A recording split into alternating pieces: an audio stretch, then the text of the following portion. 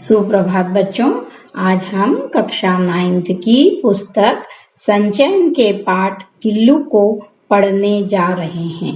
इसकी लेखिका महादेवी वर्मा है। महादेवी वर्मा के संस्मरण मेरा परिचय से चयनित पुस्तक पाठ गिल्लू के माध्यम से पशु पक्षियों की क्रियाओं का सूक्ष्म अवलोकन किया। साथ ही यह भी बताया गया है कि उन्हें मुक्त एवं स्वतंत्र रखकर, अपनाकर तथा आत्मीयता देकर हम उनका स्वाभाविक विकास होने में मदद कर सकते हैं, जैसा कि गिल्लू के संदर्भ में लेखिका ने किया। लेखिका घर के बाग में टहल रही थीं। सोन जूही के पौधे को देखकर उनकी स्मृति ताजा हो जाती है और उन्हें सोन जूही की पीली कली की रूप में गिल्लू की याद आ जाती है। बच्चों, गिल्लू एक नन्हा गिलहरी का बच्चा था जो कोए की चोंच से घायल हो जाता है।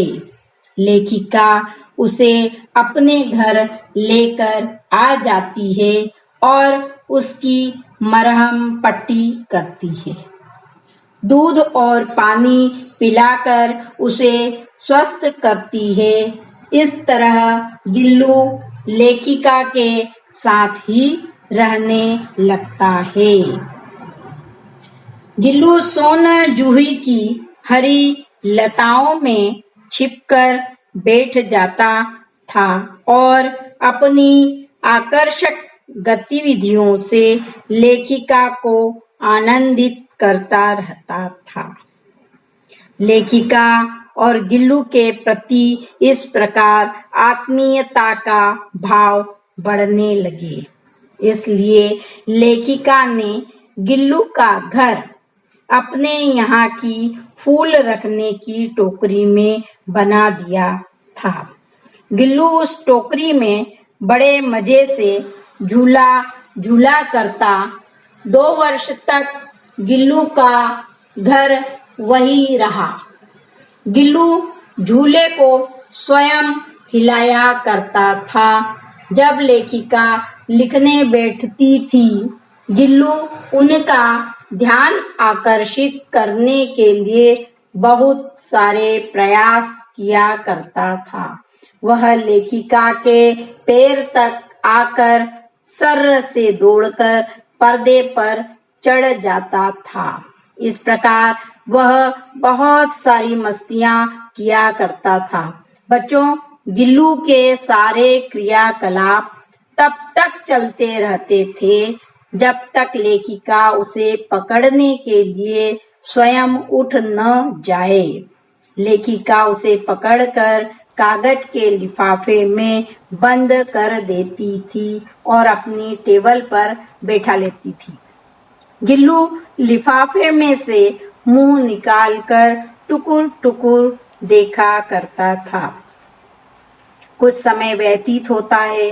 गिल्लू अब थोड़ा बड़ा हो गया। गिल्लू के जीवन का प्रथम बसंत आया। बसंत की खुशबू चारों ओर फैलने लगी।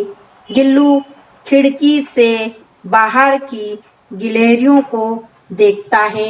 लेखिका उसके मन के भावों को जानकर खिड़की की जाली से कुछ भाग खोल देती है। गिल्लू दौड़कर पेड़ पर चढ़ जाता है और गिलहरियों के साथ चिक चिक की ध्वनि निकालने लगता है।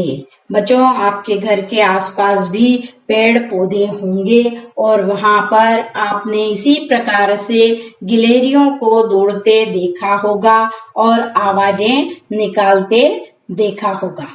लेखिका जब घर से बाहर जाती तो गिल्लू भी बाहर पेड़ पर चढ़ जाता है और बहुत मजे से खेलता है। लेखिका के घर आने पर पुनः आ जाता है। इस प्रकार लेखिका और गिल्लू का प्रेम दिनों दिन प्रगाढ़ होता गया।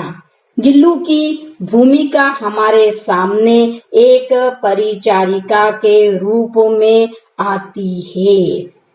लेखिका मोटर दुर्घटना में घायल हो जाती हैं और उन्हें चोट लग जाती है। तब गिल्लू एक कुशल परिचारिका नर्स की तरह उनकी देखभाल करता है। वह घंटों लेखिका के पास बैठकर उनके बालों में हाथ फेराया करता था। लेखिका के दुर्घटना ग्रस्त के दौरान उसने खाना पीना भी छोड़ दिया था। उसका प्रिय खाद्य पदार्थ काजू भी उसने नहीं खाया था। इस घटना से हमें पता चलता है कि गिल्लू के अंदर भी लेखिका के लिए आत्मीय भाव था। बच्चों, आप जानते हो गिलहरियों का जीवन काल सिर्फ 2 वर्ष होता है। वे इससे अधिक समय तक जीवित नहीं रहती हैं। और फिर तो गिल्लू स्वस्थ तो था, लेकिन आखिर उसे कौवे की चोंच लगी थी। अंदर उसके कहीं दबा हुआ घाव था। गिल्लू का अंत समय निकट आ गया था। उसे भी शायद यह एहसास हो गया था। एक शाम वह लेखिका की उंगलियों को पकड़कर बैठा रहता है, न खेलने जाता है और न कुछ खाता है। उसके पंजे ठंडे पड़ गए थे। लेखिका ने गर्माहट देने के लिए हीटर लगा दिया, पर प्रातः होते ही गिल्लू के प्राण किसी और ही जीवन में जन्म लेने के लिए जा चुके थे। लेखिका ने सोनजूही की लता के नीचे ही गिल्लू की समाधि बनाई।